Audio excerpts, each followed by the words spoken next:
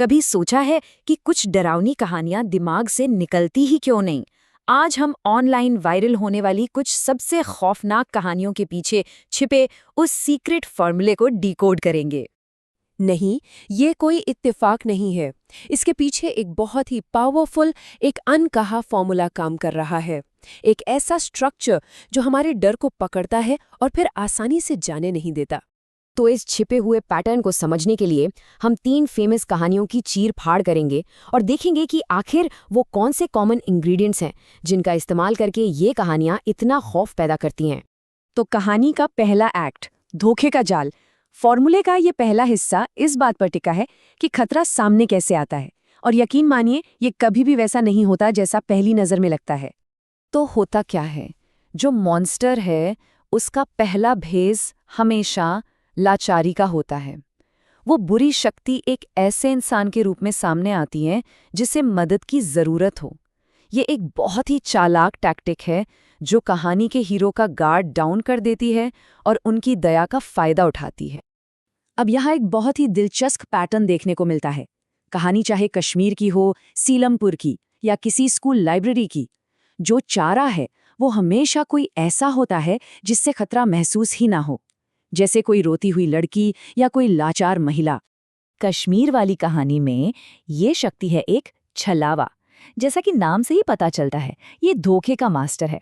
इसकी असली ताकत है ऐसे भ्रम पैदा करने में जिन पर आसानी से यकीन हो जाए। और सीलमपुर की कहानी में जो है वो है पिशाचिनी।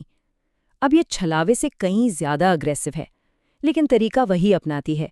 भेष बदलकर ये सीधे एक परिवार के घर में घुस जाती है।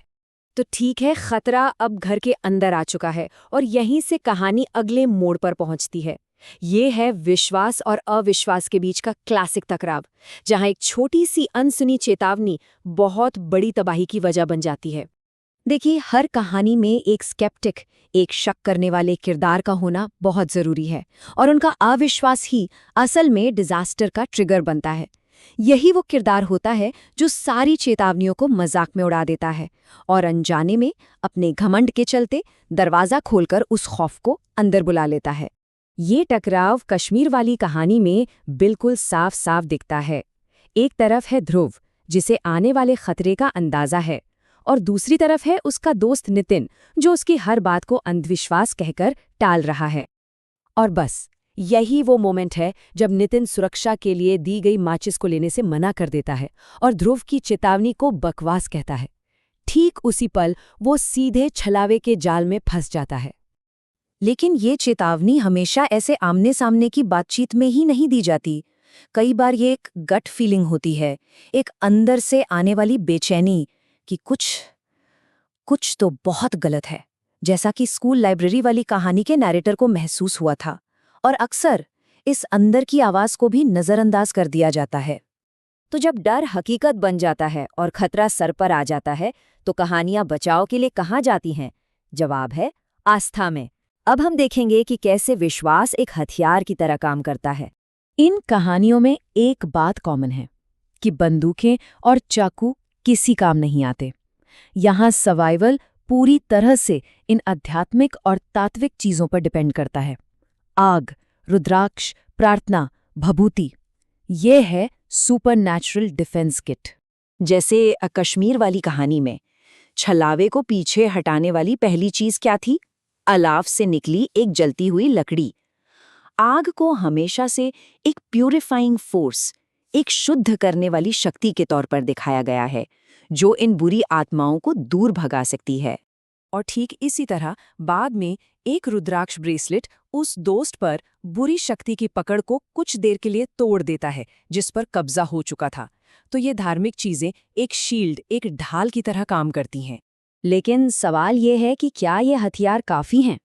इन कहानियों में जीत इतनी आसान नहीं होती, बल्कि असलियत तो ये है कि अंत लगभग हमेशा दुखद ही होता है, जो पीछे सिर्फ गहरे सदमे और नुकसान के निशान छोड़ जाता है।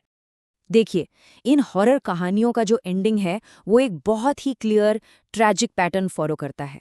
पहले किसी पर कब्जा होता है, फिर किसी का बलिदान होता है। जो बच जाते हैं वो जिंदगी भर के लिए उस सदमे से उभर नहीं पाते।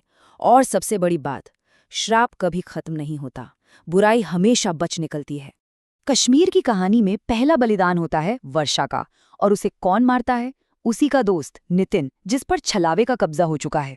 कितना ट्रैजिक है ये। और जो लोग बच जाते हैं उनका क्या? वो लोग फिर कभी कश्मीर वापस नहीं जाते। वो बुरी यादें जिंदगी भर उनका पीछा करती रहती हैं। ये दिखाता है कि ऐसे एनकाउंटर्स का ट्रॉमा कितना गहरा होता है। और सीलमपुर वाली कहानी में तो ये और भी ज्यादा खौफनाक है। पिशाचिनी मरते मरते भी ये पक्का कर लेती है कि उसकी बुराई जिंदा रहे। वो अपने बच्चे को आग से बचा लेती है। मतलब श्राप टूटा नहीं है, वो बस अगली पीढ़ी को पास ऑन हो गया है, एक नया डरावना साइकिल शुरू करने के लिए। तो सवाल ये उठता है कि अगर ये फॉर्मूला इतना प्रेडिक्टेबल है तो हम बार बार इसके झांसे में क्यों आ जाते हैं? शायद इसलिए क्योंकि ये पैटर्न हमारे सबसे गहरे डरों को छूते हैं। अनजान का डर, गलत इंसान पर भरोसा करने का डर, और सबसे बढ़कर ये खौफनाक एहसास कि कुछ चेतावनियों को कभी भी नज़रअंदाज नहीं करना चाहिए।